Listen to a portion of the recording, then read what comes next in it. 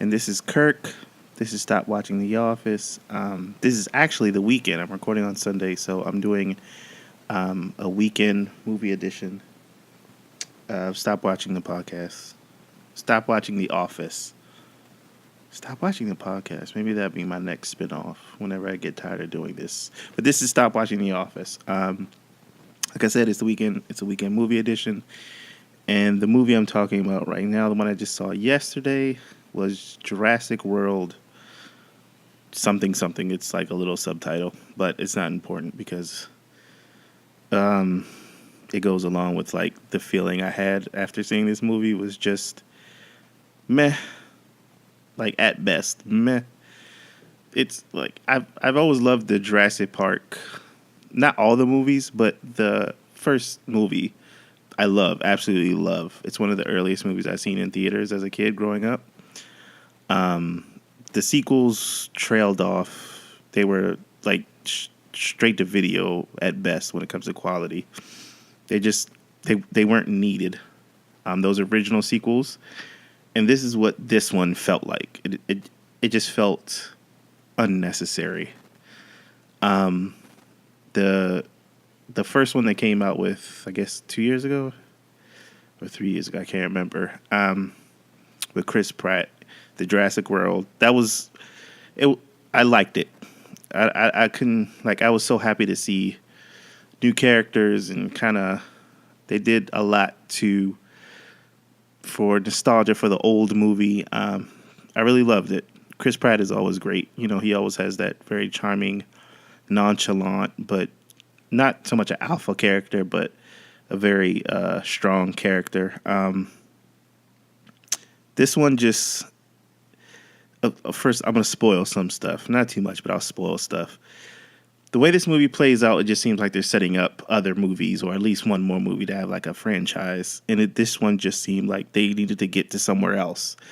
They needed to get some stuff to happen to get the characters, the dinosaurs, and the main characters somewhere else.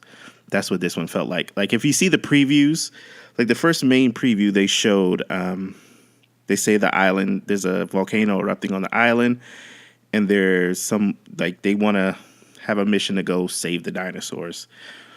That was like the first main one. You see that the scene where Chris Pratt and two other the woman, I can't remember her name, the main character from the first one, the remake, she's in like one of those gyro globes with another character, and they're going down the hill, and you see other dinosaurs running behind them. They're jumping off this cliff because there's a volcano erupting.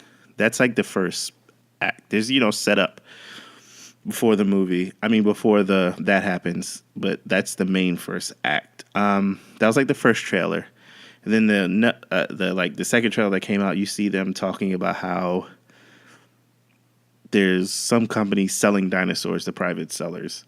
I wish I didn't see that trailer, because if you only saw the part where the island is erupting and they need to get the dinosaurs off, that would have been a good setup to just go in the movie with that mindset that was the main thing, because that's not really the main theme of the movie. The main, I guess, drama of the movie. The main thing kind of ends up being that there's this company. Spoilers. They basically get the dinosaurs off the island to sell them to private sellers. That ends up being who the villains are in the movie. And it goes to this movie being a meh movie because it's kind of a lackluster villain. It's a corporation. They want dinosaurs to sell to private sellers. It plays again on they want to get the DNA of a dinosaur to make another dinosaur. Same thing happened in the last one. This movie relies so much on easy tropes that it gets kind of annoying.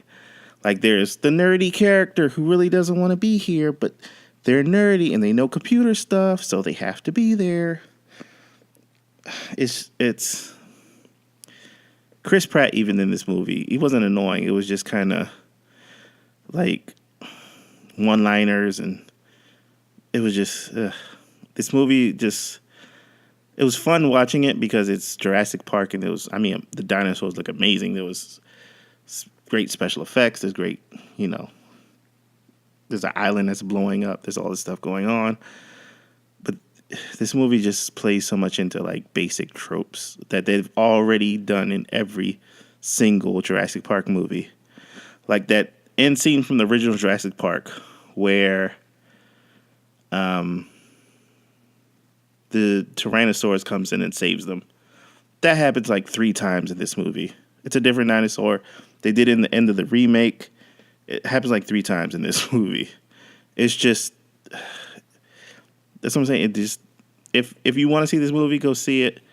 If you're on the fence, you don't have to. You could watch this on video because they're going to make the next one. That's probably going to be much better, or at least have more of a point. Because all the Jurassic Park movies have this underlining, should we play God and, life always finds a way, that theme. And it plays throughout this movie and something happens. I won't give that away. At least that'll be one secret or one surprise. But it just feels all pointless and just not necessary in this movie. Like they make a new dinosaur from the DNA of another dinosaur, and they did that the first time. They did it again. They're going to do it again probably. But it looked good. I'll say that. I don't ever want to see a movie is bad. Because there's a lot that goes into a movie, and there are some redeeming qualities. There's some good like comedic points, some good like slapstick comedy, and but it's a cheesy villain. It's the military guy who's kind of lying about why he's there, and it's the big business guy who wants to just make money.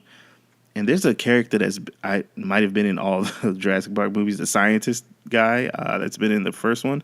I don't know if he was in those original sequels, but he was in the first original. He was in a remake. He was in this one too. But yeah, I like this. I like Jurassic Park in the idea, but this just seemed kind of lackluster at best.